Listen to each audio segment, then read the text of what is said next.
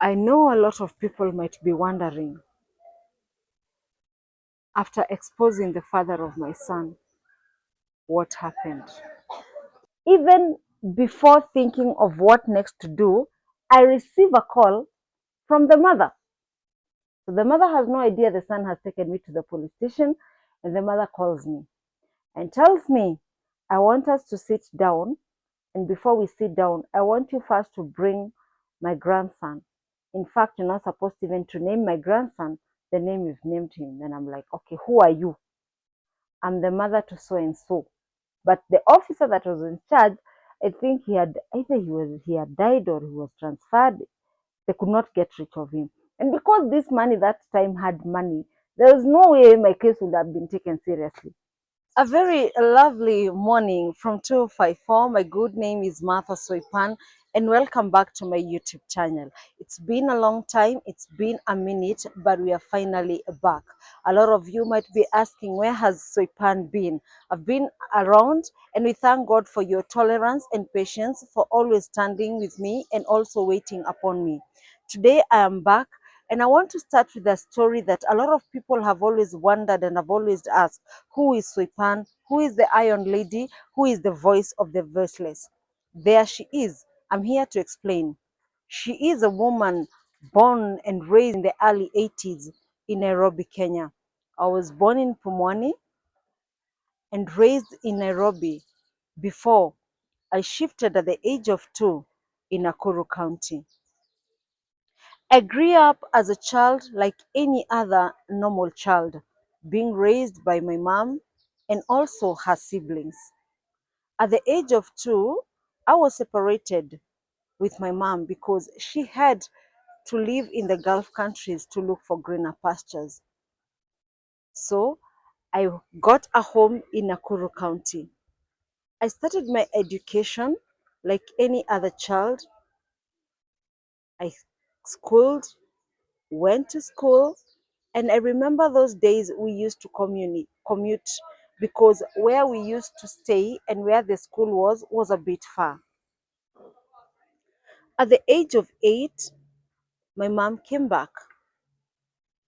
But because of the kind of life or where I was living was not pleasing and was not good, I was forced to be taken in a boarding school at a very tender age. There, as every other child, I thought my life would be better. I thought my life would be at least, I would feel like I have a home. Of course, I was taken to a boarding school. So at the age of 8, I have moved again from one home to another home. I went to school and I embraced education like any other child that I found in that school. A school that even today I always say, I am the woman I am the person I am because of the foundation and the upbringing I was brought in that school. Fortunately or unfortunately, it was a boarding school. Like any other child or any other parent, you take your children to boarding school, but after a while, they are supposed to go home. And so I was left in the care of another family, part of the family that is my uncle. But little did I know, it was not my home for a long time. I only went there about 2 vacations only, and I found myself back in school. While everybody used to go home, Martha was always left in school. So I was taken by my principal. I became her daughter, and she raised me. She embraced me. All this happened at a period where I was still very young. And when I realized nobody was coming even for visiting to visit me, I had to ask my cousins, my uncle's children, because where I schooled, that was Musagitao, it was a mixed school of boarding and day scholars. For me, I was a boarding. For them, they were day scholars. But I asked them, why don't you come visit me? Why don't you come pick me when the schools are closed? I received a letter. My reply was a letter. At a very tender age, I couldn't understand vernacular. And so innocently, I had to take it to my principal. And when she read, the only thing she did was to put the letter aside and tell me, from today, you will be my daughter. So I became my principal's daughter, thanks to Mrs. Rohio, a woman of substance, a woman that today, if I start uh, giving her names, I would not even have enough names to give her, because she's a woman amongst women. She's one in a million. She raised me. She taught me how to be a girl and how to be a lady. She taught me good morals. She raised me like her own. She gave me the love that I needed. She clothed me. She made sure that every wound that was bleeding, she would always pamper it. She would always try to cure that wound. I felt home. I felt loved. I knew I had a mom. She raised me. She made me who I am today. And so I stayed with her until I cleared my primary education. That was when my mom came back. And like every other child, I knew that my life will change because my mom is back. I was happy.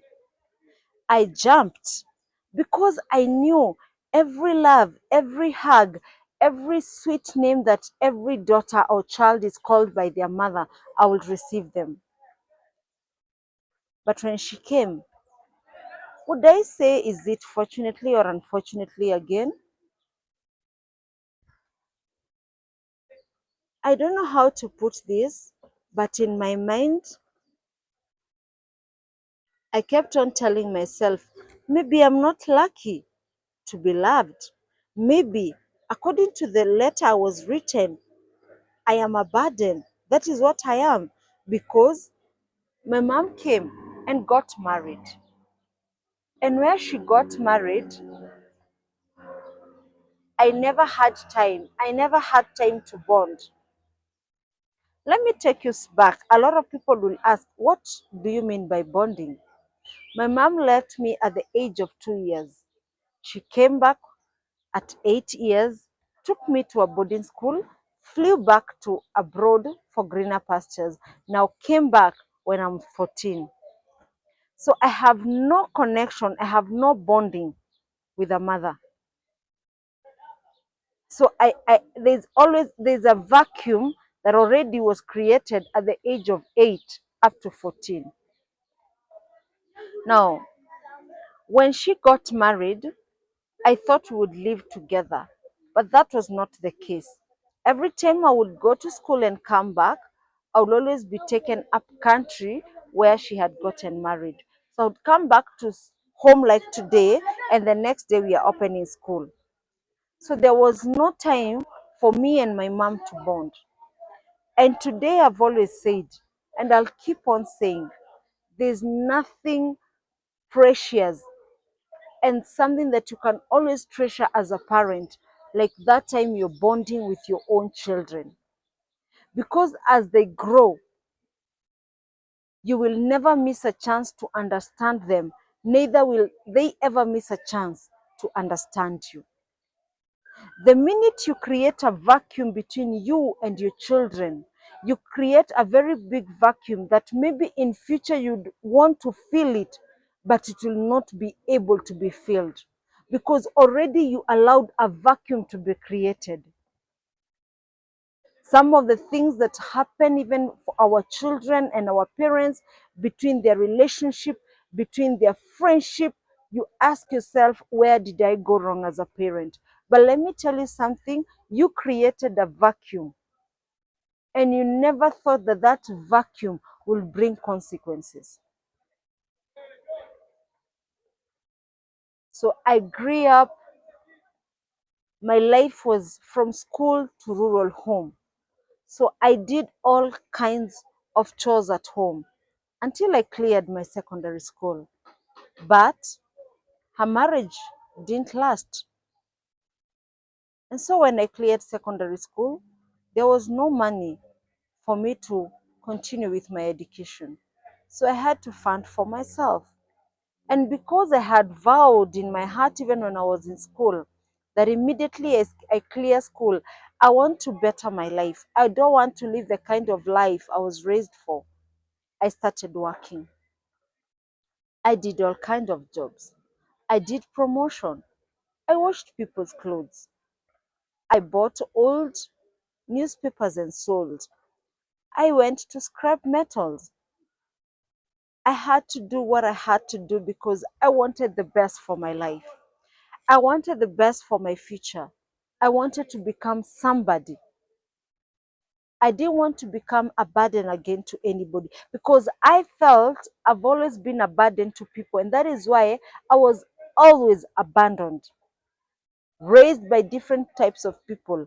So for me, I will say I never experienced a home or a family.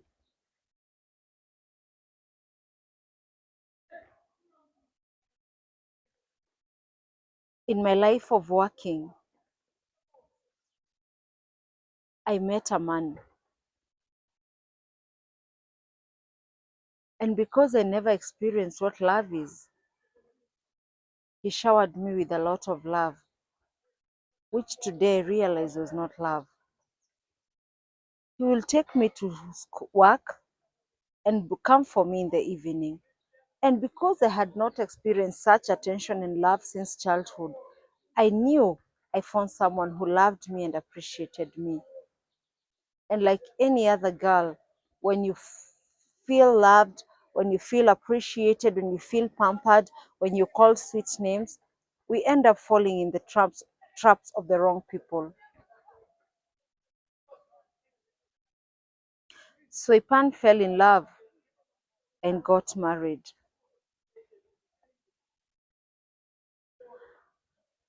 I never knew what domestic violence was. I knew every time you were slapped, it's because you were loved. And the very first day I was taken by him to his home or house, the very first day I received my first slap. And it became a habit. A slap and a sorry. Insults and a sorry. I lost all the jobs I used to do because I would always go to work wounded, a black eye. I would limp because maybe I was hit hard. I couldn't walk. And the only place I could run for shelter, the only place I could run to get at least some sorry, some comfort was in my mother's arms. But anytime I went there, I was always told I'm bad.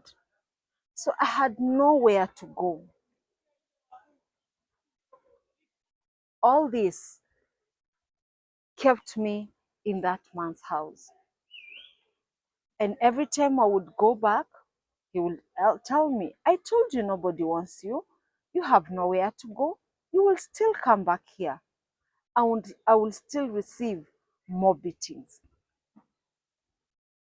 It went on and on and on until it reached a point if he could not beat me, I would think he's not okay because my body was already used of being beaten every now and then.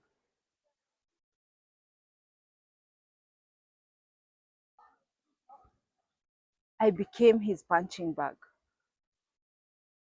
I received all sorts of insults.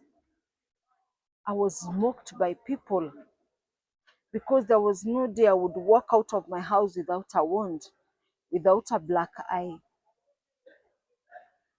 my life became meaningless. I thought of every way I would escape, but I didn't. I remember my last beating was so hard that I collapsed. And by the time I woke up, the doctor asked me, "Do you really want to kill yourself and kill your child?" And I was like, "What child are you talking about?" He told me, "You don't know you're pregnant?" So for me, that pregnancy, I will say, was a wake up call for me. So I decided I've lost everything. For as long as I've lost everything, I don't want to lose my life and my baby. So I have something to keep me going. I have something to give me a reason to wake up and and go on. I had hopes. And so when I left the hospital, I started my life again. This time, Soipan has no job. This time, I have nowhere to go. So I remember I looked for a house. It was a muddy house, and I used to pay 400 shillings and buy water and pay toilet and bathroom.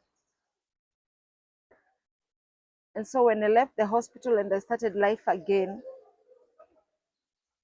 I went back to my casual jobs. I would clean people's clothes. I'll still do scrap metals. I'll buy old magazines and magazines and newspapers and sell.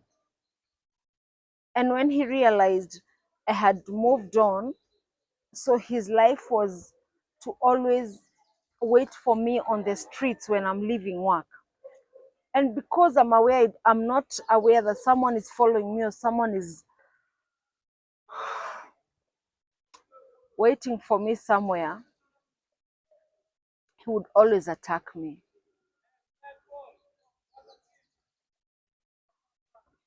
That went on and on and on and on.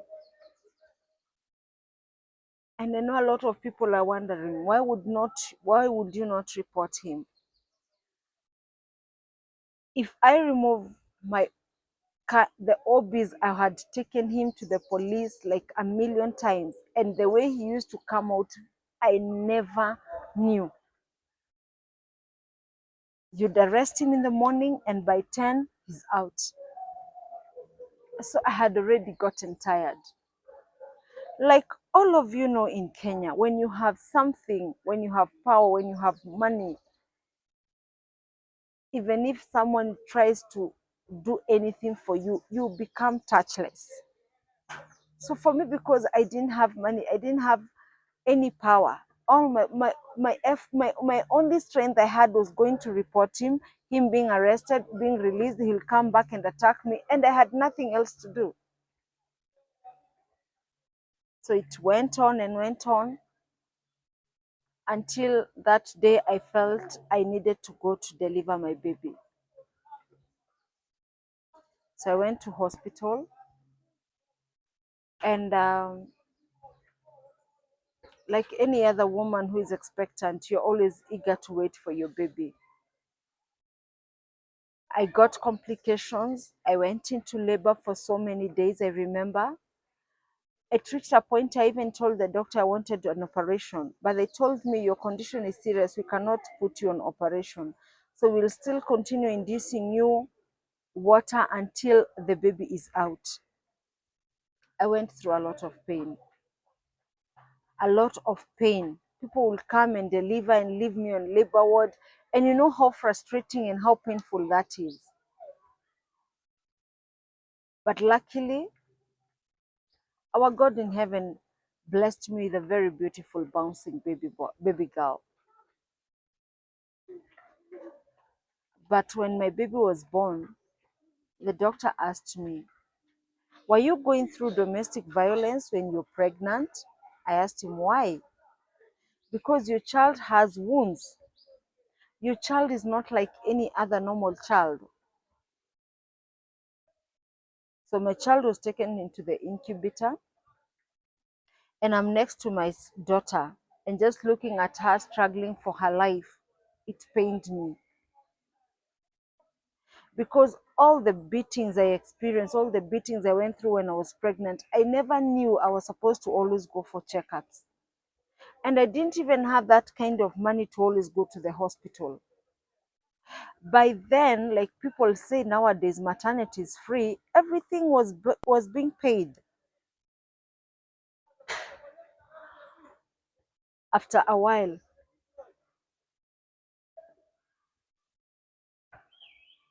I lost my daughter.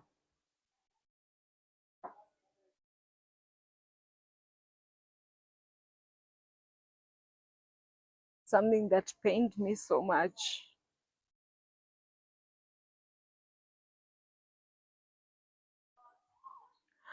After all the struggles of pregnancy, of labor,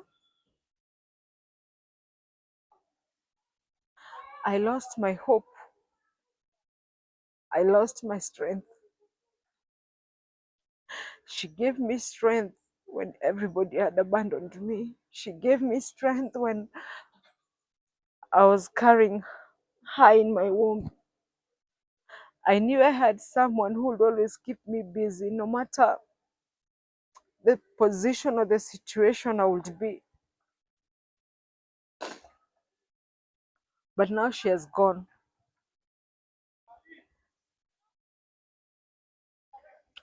I could not even afford to bury my own child.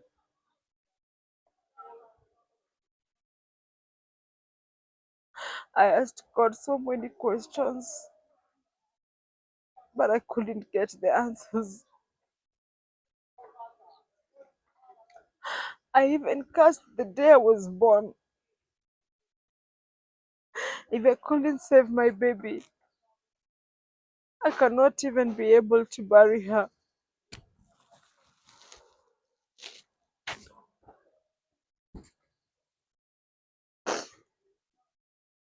That pained me so much.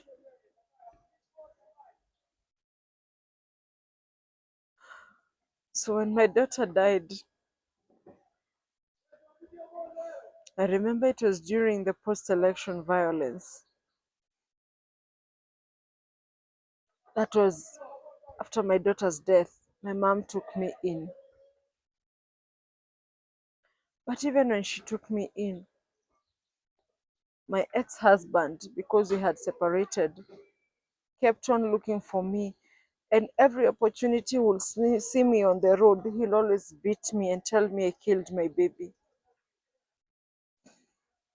And there's one day I just got the strength and looked at him and told him, "You've been beating me. I want you to answer me. How do you think I would carry a pregnancy for 9 months, go into labor and give birth to a child and still kill that child? Am I really crazy?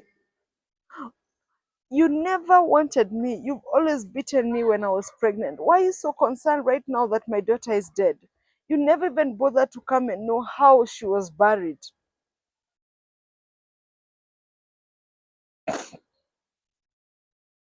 And I had to relocate because now I could not bear even the environment I used to live. So we relocated, and we went to Dandora, those people who know Dandora. And so we started life again there. And because my mom had started falling ill, I didn't wait for myself to get healed. I started working because I had to pay the bills because she had taken me in. I had to take care of her medical bill, had to take care of the bills of the house, the rent, the food, the water, the electricity, and I had to go back to my casual jobs. As I apply for better jobs now. And so during that time, I decided I wanted to go back to church. Why? Because when I was married, I was not supposed to go to church. And I never knew the kind of person I was married to until I started living together with him. He was in the cults of not going to church and not believing in Jesus Christ. So me going to church became a standstill when I was in marriage.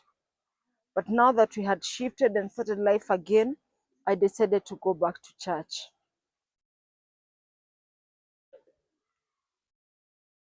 I kept on working and going to church. And because I loved so much Kesha, I started going to a Queen's Night ministry, those people who remember those times.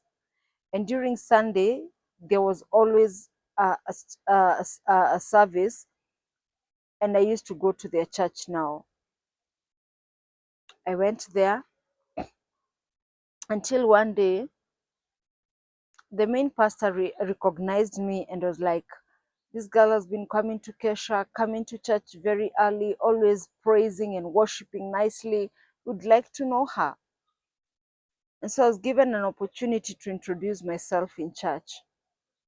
So after that, one of the pastors approached me and told me, I've heard you said you live in Dandora. I also live in Dandora. Maybe we can exchange contacts. Then when we have a fellowship, you can be coming along.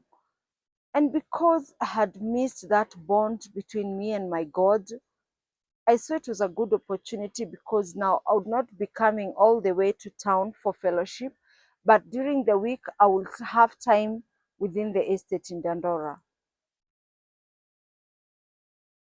So I went for fellowship, until one day the pastor asked me, what kind of job would you like to do?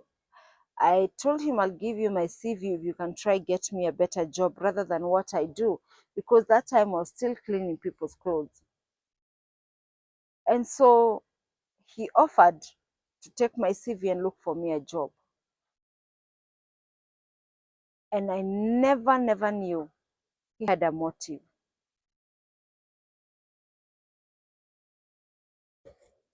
I took my CV to him, and after some while, he gave me a call and told me, I got you a job, and the person who is employing you is in my house. So you can come so that I introduce you to him, and then you can know when to start the job. Because I was tired and I was really asking God for a blue collar job, I knew that my life of struggling, cleaning people's clothes, looking for old newspaper had come to an end. I rushed.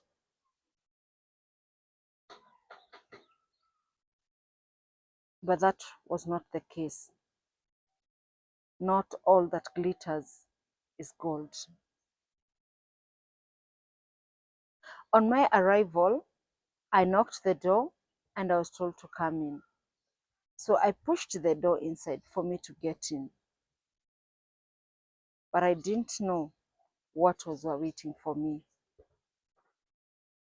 The same pastor, the same man of God that I trusted, the same person that I knew I was safe, turned and became an animal to me.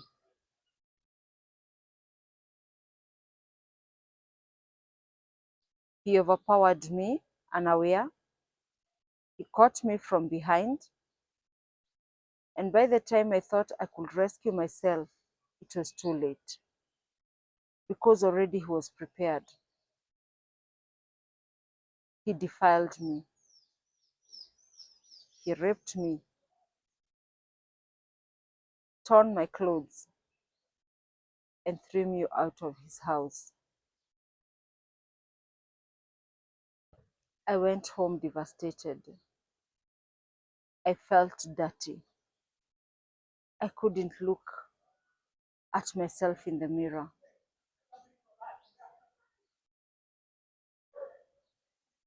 And all the questions that I ever asked God when I lost my daughter came back. Why me? Where did I ever go wrong? Whom did I offend? You took away my daughter. You took away my marriage. You have never been with me. I've gone back to your house, but you have also turned against me again. Where do I turn from here? Who do I tell? Where do I go?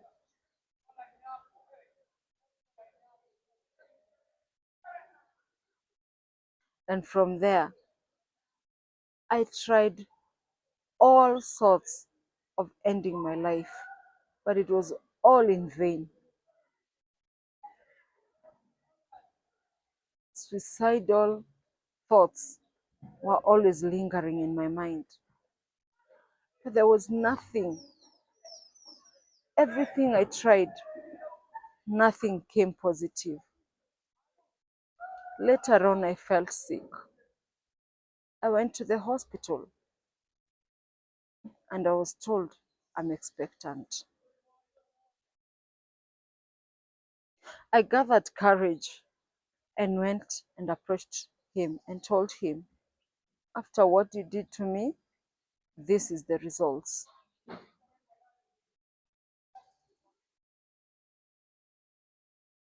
There is no word I was not told. You're not my class. I can never raise a bastard. I am building my career. You will not destroy my career. I was taken to the hospital and I was forced for an abortion.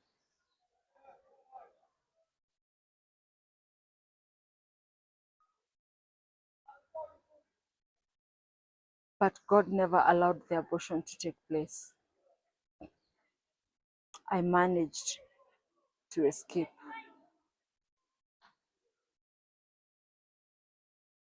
Today,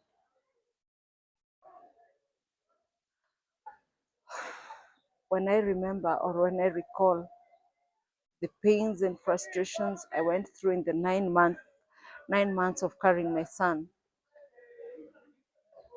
I thank God. I raised my son. I carried the pregnancy because life became more harder. And as much as I tried, even suicidal, nothing happened until I decided I'm going to raise my child no matter what. I always thank God because my son was a blessing in disguise. I carried my 7 months pregnancy. I couldn't carry it to 9 months because I developed pressure. And so I was always in and off of the hospital. So during delivery, I was told the chances were 50-50. It's either they save me or they save the baby. And I looked up and I told God, you have carried me through. Now it is time for you to show me that you've always been with me. No matter what I have called you, no matter what I've gone through, I want you to prove to me that you're with me. And so when the doctors had already decided it's either me and my son, they were shocked because both of us survived. My son went into nursery for 7 days because it was an operation delivery. After that, we conquered and went home. And I remember when I was leaving the hospital, I vowed and I told God, just like you have conquered for me this battle, walk with me and my son so that I will never think of looking back to look for his father.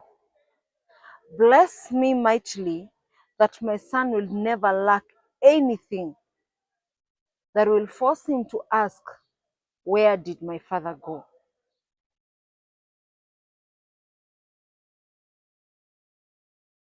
God was faithful.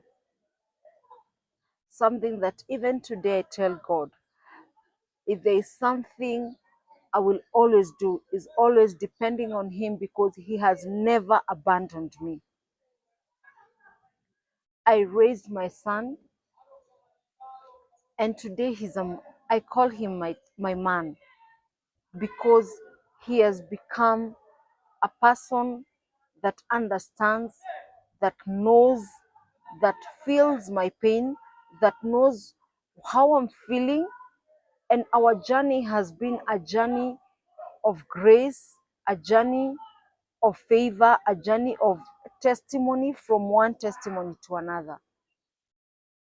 But like always in life, there are always ups and downs. And life became, I would not say easy, but God has always walked with us. I never looked for my son's father until the year 2020. All of you know the tragic that cost the whole world, COVID-19. I had left work around 3 a.m. in the morning. I used to work in the hotel industry. And I came home and I just took a shower and I was about to sleep. Well, I received a call from one of my aunties, and she asked me, "Where are you?" I told her, "I'm just from work. I want to sleep because tomorrow I need to get to work again." She told me, "Has your mother called?" I told her no. She told me, "Wait, she will call you." Immediately before I hung up her call, my mom's call started coming in. And so I told her, "Hang up because I can see her calling me." And so I picked her phone, and she was crying and telling me, "Come and tell your husband to stop beating me." And I asked her, "My husband?"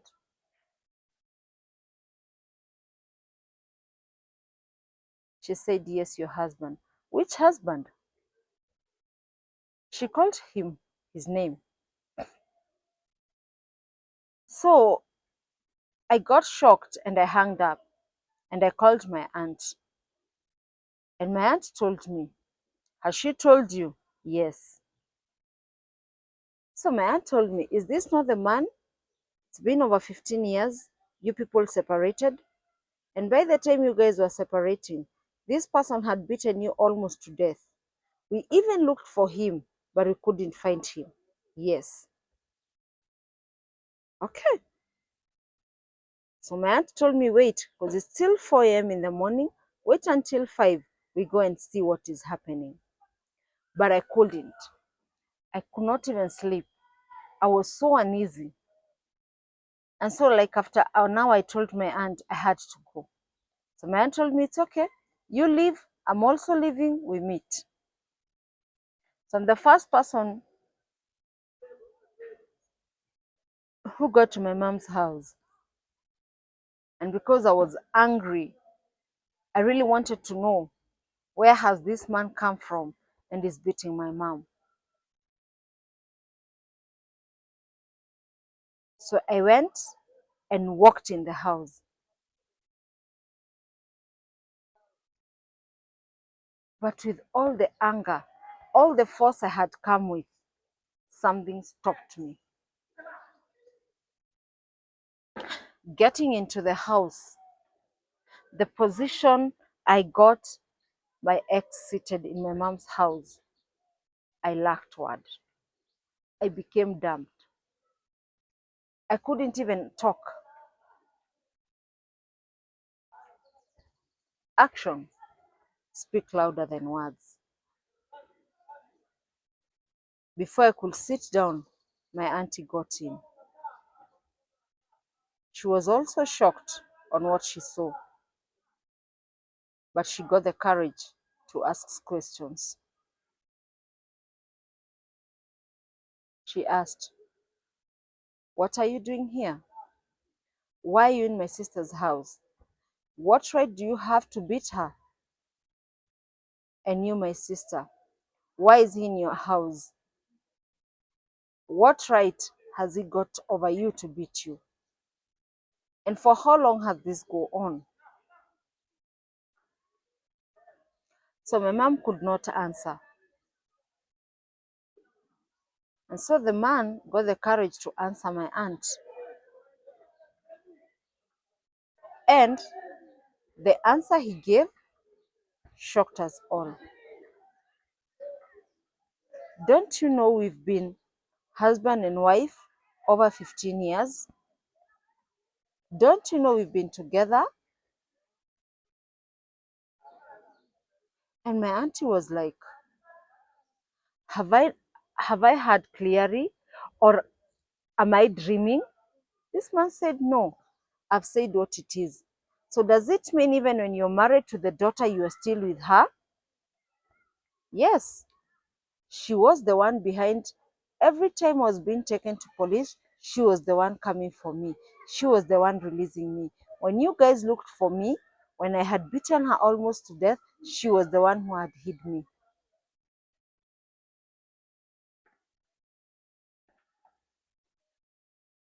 I could not wait for any other explanation.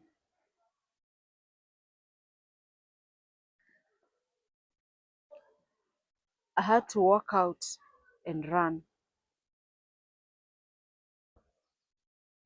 My heart could not carry the betrayal, the pain. That time my son was 12 years old.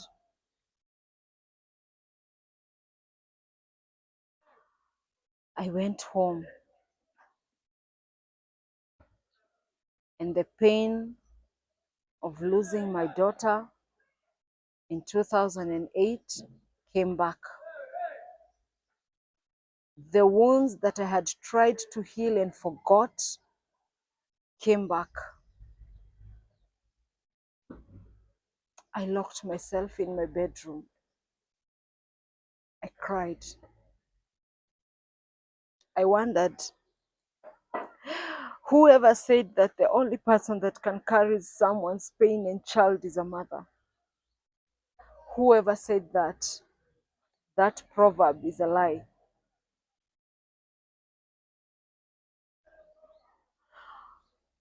But whoever said the closest person in your life is your worst betrayal, that person was very right. So the cause of my daughter's death was my mom. My marriage breaking was her. The domestic violence was her. I lost my jobs. I lost my sanity. I lost my dignity. I lost my pride. I couldn't look at myself in the mirror because I was always told I am ugly and nobody can ever want to be with me. All those words came back. Every time I could sit down, I would just remember, I would just hear those words ringing in my mind. And I remember my son would knock my door. Mom, why not opening? What's happening? And I kept on asking God, I'm not living here because I want to know, is this my real mom? Did she really carry me for 9 months?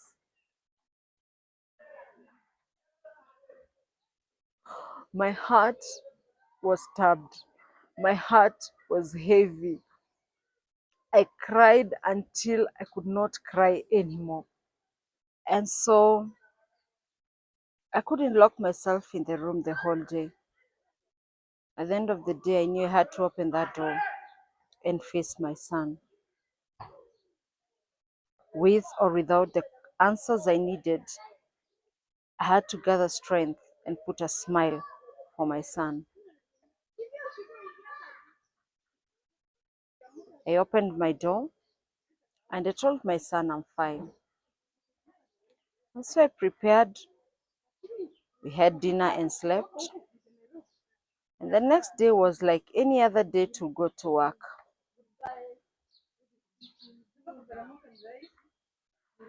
I woke up in the morning and prepared myself and went to work,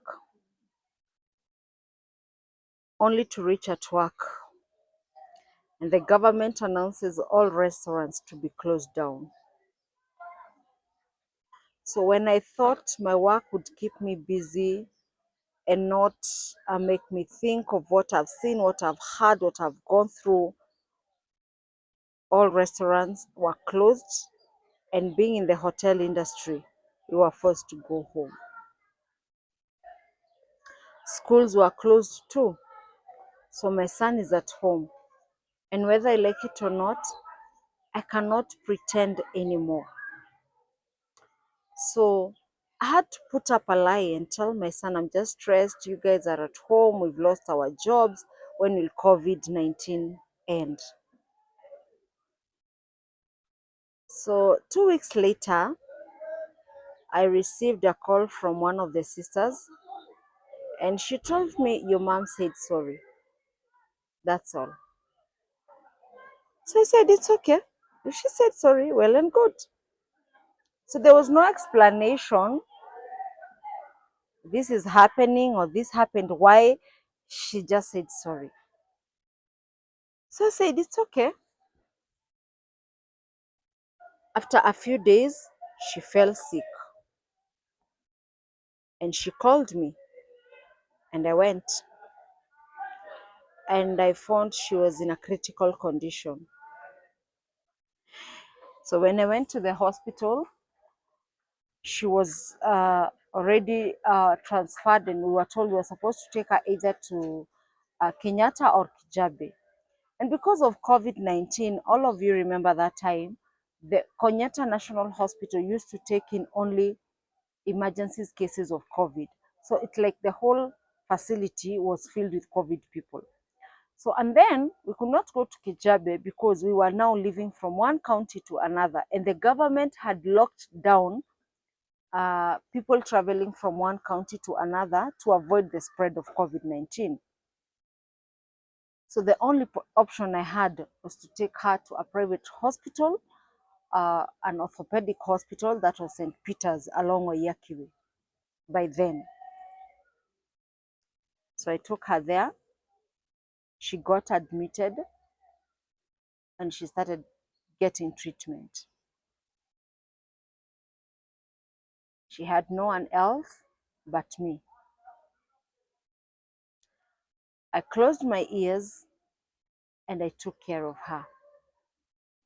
The whole of 2020, with no job, all my saving, all ended up with her medical bills. I lost my property, I lost my car, because I had to do everything I had to do to pay her hospital bill. She stayed in the hospital for a very long time because she went through surgery, she went through skin grafting, she went through blood transfusion. She needed a lot of medical expenses, was too much. And I'm the only child. I had to put my anger behind, and I told God to give me the grace. And so I just decided to forgive and do what I was supposed to do. She was still my mother, and she will remain my mother. When she recovered, she came home. I took care of her for about 2 months, and during end of 2022, that is December 2020, she went back to her home. So she went and stayed for about 1 month, and she could not communicate. So one day I decided, since it's now year 2021, New Year, let me go and check on my mom, how she's doing. We were actually, remember it was on a Sunday, we had just left church with my son. And I had to tell someone to give me fare because I had nothing. Even during that 2020, because our government had started the new syllabus of CBC, my son was in those classes that were supposed to go back to school. But when my son went back to school, because I could not afford school fees, my son had to come home. So the whole of that year, my son missed school. My house became a house that my son wondered, how did we ever reach here that my mom cannot even put food on the table for us? So I borrowed money that Sunday after service, and I went to see my mom. So before I got to my mom's house, my son asked for a sweet. So I had a coin.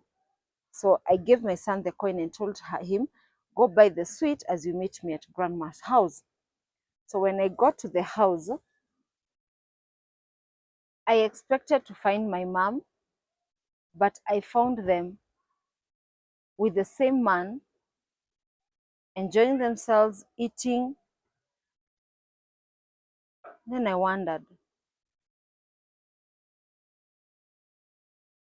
this person has not been around the whole time.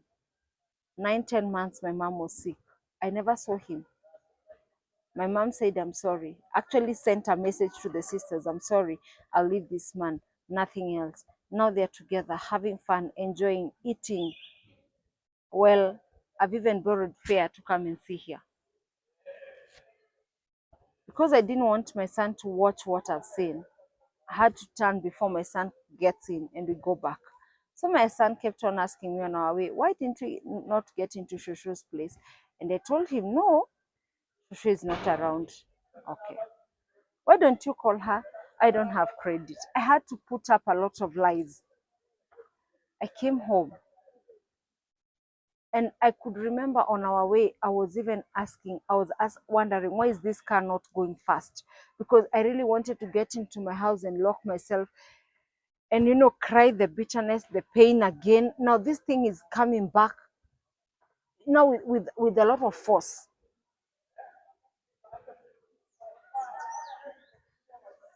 So when we got home, so many things happened.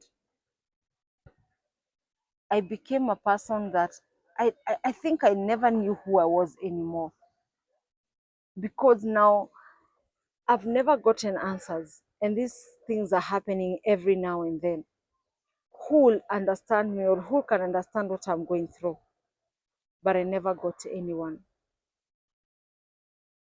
So during that time, my son could not still go to school. And so one day, my son asked me for food. There was no food. So I told him to go and there was a grocery where we used to stay. So I told him, go to that grocery and tell so and so to give you a banana.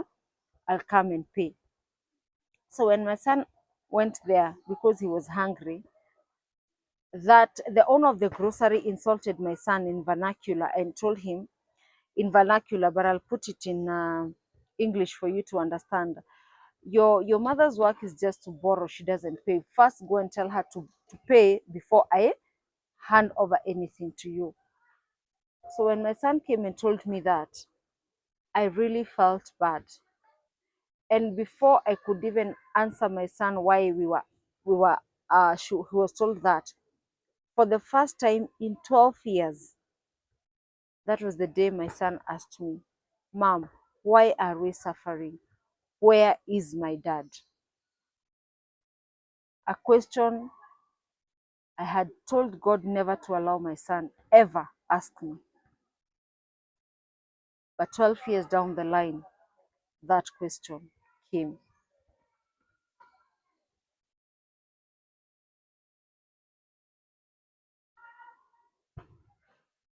I didn't answer my son. Like always, I locked myself in my room, cried, prayed, and that day decided to look for his father. And because I every time you go to online and I would see his father is now a popular person, a known pastor, traveled abroad, opened big churches and all that. So I looked for him and I told him, but like always, he blocked and denied us. I tried every means of ways to get to him, but everything I tried was blocked. And I had no choice but to open up and tell my son the truth because I knew no matter how hard I tried to hide, the truth will still come out. I told my son it was not easy for him. I was still very weak at that point, and I realized that when I was going through all this hardship, when I was even trying to clear and pay my mom's bills, I used to have a lot of friends. But that time was when I realized I never had friends, because I had even opened a WhatsApp group.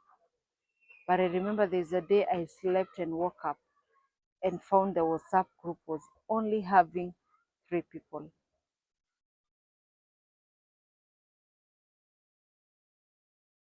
Some of the trials and tribulations that we go through, we curse God. But some of the things that God allows us to go through is because He wants us to know the people around us who really they are. It's not because He hates us. He loves us so much. I've always been a very good giver. But during that time, I looked for people to give back to me, but I never found.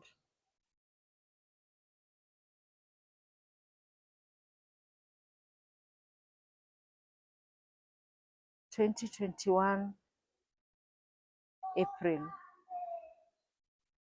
was when, after locking myself days, I felt sick. I was taken to hospital because it is my son who called for help. I was already in depression, had lost myself. But the person who held my hand made me realize that there is one person who truly loves me with genuine love, with love that is unconditional, and that is God and my son. And I had to come back. I had to do what I had to do for the sake of my son, and also to allow God to do for me what He really wanted me to do. I came back home. I dusted myself. I woke up. I decided to start again with my casual jobs, no matter what. My son had to go back to school. I had bills I had to pay. I had to speak for the people who cannot speak. And that is how the name The Voice to the Voiceless came.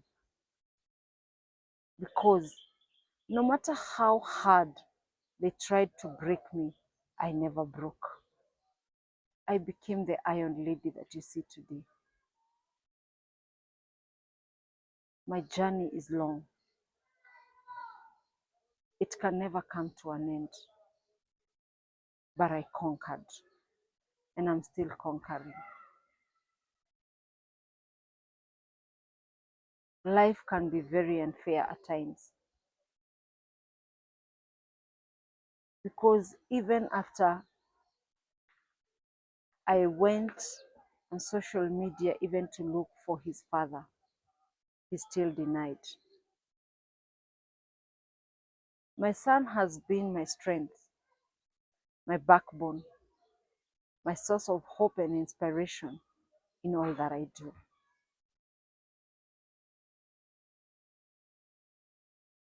A lot of people out there I know have children with prominent people, maybe through gender violence, through rape. You try to do everything you can, but you're cut off. But I'm here to encourage you. If I have risen, you have brought up Gabriel, you can also do it. The only father that can make you kill yourself because he has denied you is your creator. That is God. But if God is still with you, never try anything stupid for that person to acknowledge your child, whether she is a woman or he's a man.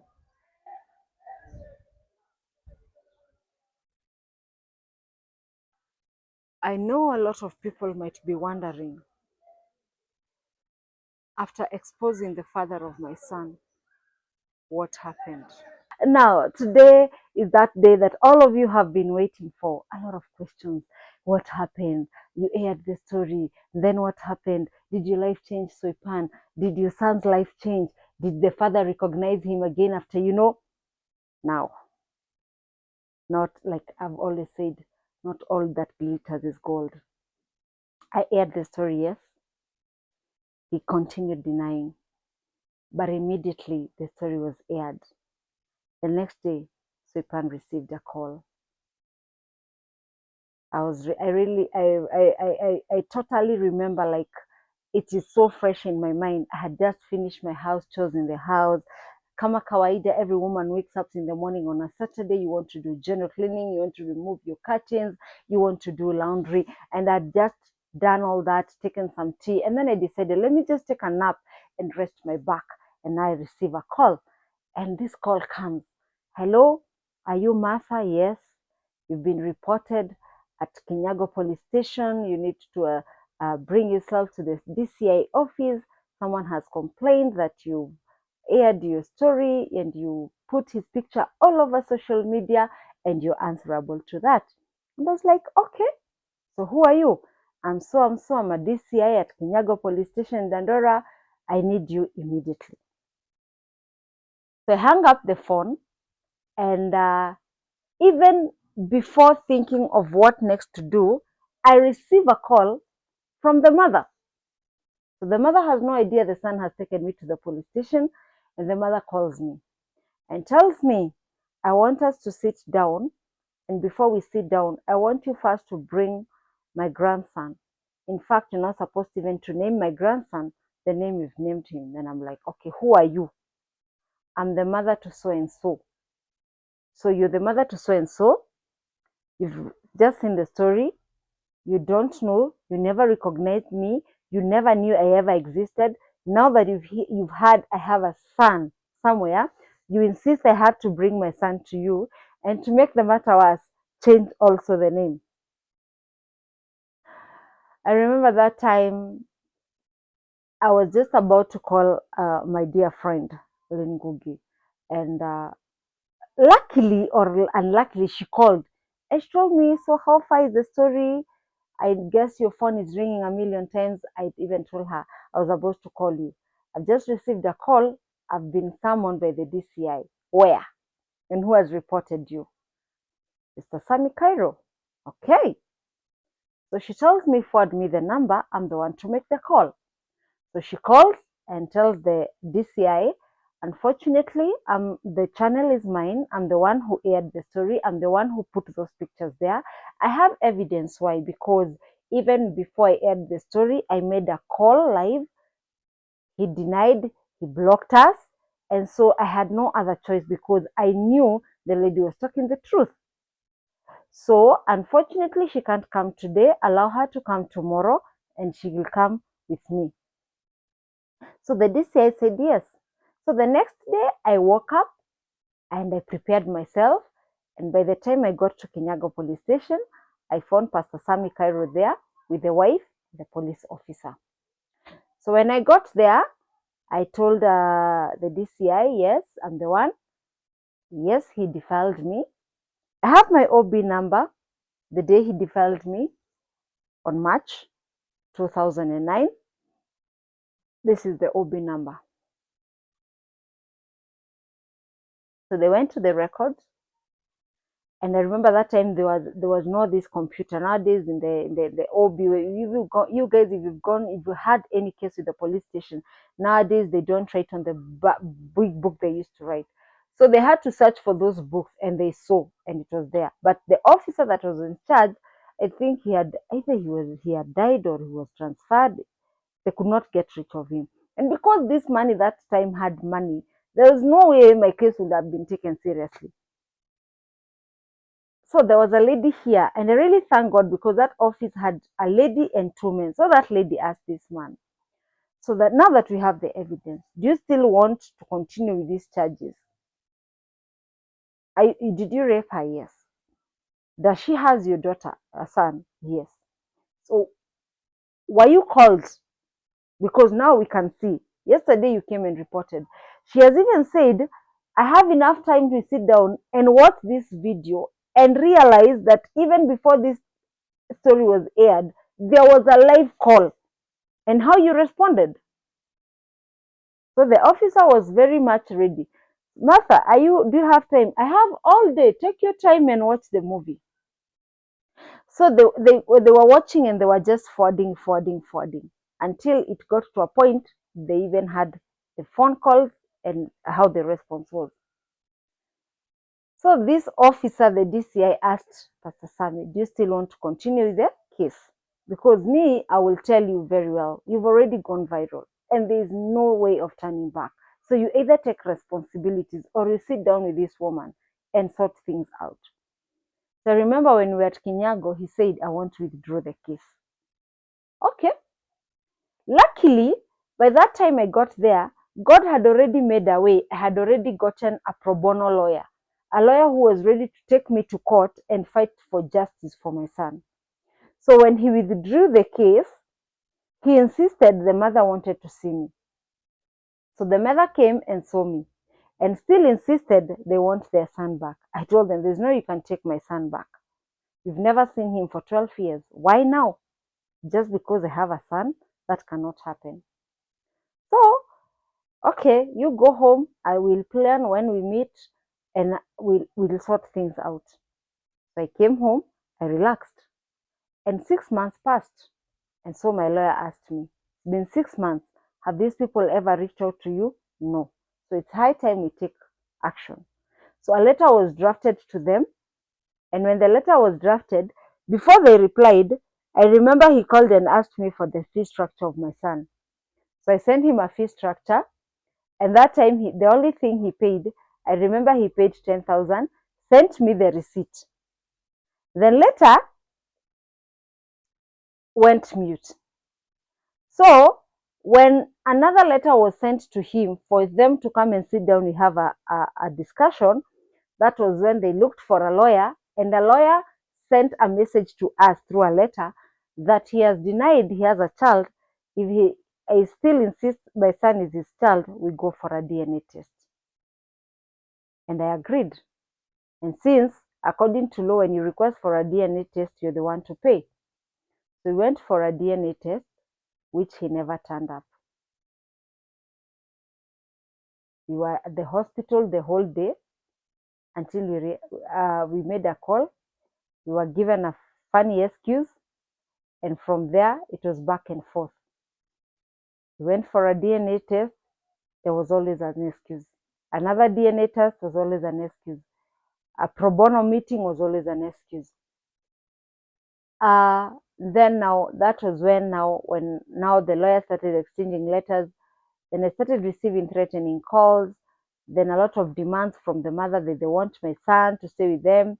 I refused. It became so frustrating that my son got into fear. My son could go home or go to school with a lot of fear. It really attracted so many phone calls that really kept us in so much fear. To an extent, I remember last year, March, that was 2023 on March, we went to court. And that was when I said, I've left everything to God and I'm not ready for a back and forth thing. So if people think that Sammy Cairo stood up and took care of his son, he has never done that. It has always been one excuse to another. I had to give up. And by the time I gave up, actually, it is my son who told me, I'm not ready to leave school again, mom, for DNA for someone who doesn't come. After all, he denied me before I was born. He wanted me killed. So, mom, I believe you can still raise me like you've always raised me. And God will always make a way for you to put food on the table for me and to give me the best education that you've always given me since I joined school. So it has not been an easy journey. And I would want to encourage any person there who is really pressing charges and working hard for maybe your child to get rights or support from the father, and they are not ready to do that. Please, please, no, stop wasting your energy, stop it wasting your precious time. That time that you're wasting chasing him and fighting, having a back and forth with lawyers and court issues and court time, work it on making money and making yourself something productive for your children to salute you in the next future. And I'm saying this with a lot of confidence because I had to even report to the police station, because when I refused to hand over my son to them, it became a lot of, I got a lot of threats and all that. And I remember even immediately, when I was taken to the police station that day, I even placed some messages. I had received a lot of insults from the sister. The sister called me all sorts of names. So even when we were at the police station, I had every right to open another case of being also insulted, because I asked him very well. Even I still have the letter that he withdrew the case, and he wrote, "I'm ready to stand up for my wrongs and I want them to make them right." But he has never done so. And I'll still say today, just like I said on my first show, I don't take vengeance. I leave it to God. Because if I still hold the grudges, if I still hold the bitterness, I don't think I'll be where I am today. I don't think I would have managed to bring up my son to where he is. Today, my son is a teenage, 14 years old. Yet, what he has seen, what he has experienced, what I have taught him has made him the man he is today. So I'll still keep saying, and I'll still keep on saying, Pastor Sammy Cairo, I left you in the hands of God. I don't have money to pay lawyers. Neither do I have money to run to court and bribe and do the DNA test and uh, waste money on forging. I'm not ready for that, and I don't even have that money to waste. But like the saying goes, karma is real. When it comes back with no mercy. So my viewers, my supporters, that is what has been happening. That has been my journey, and I am still that lady that you know, and a strong woman, and I'm doing everything possible because I don't want my son to ever ask me again, where is my son? And through you people, God has used me, or God has used you to strengthen me and to do a lot of things, and I don't take it for granted. May God continue always blessing you for the support, the love, and the care you guys have shown me. Shalom and God bless.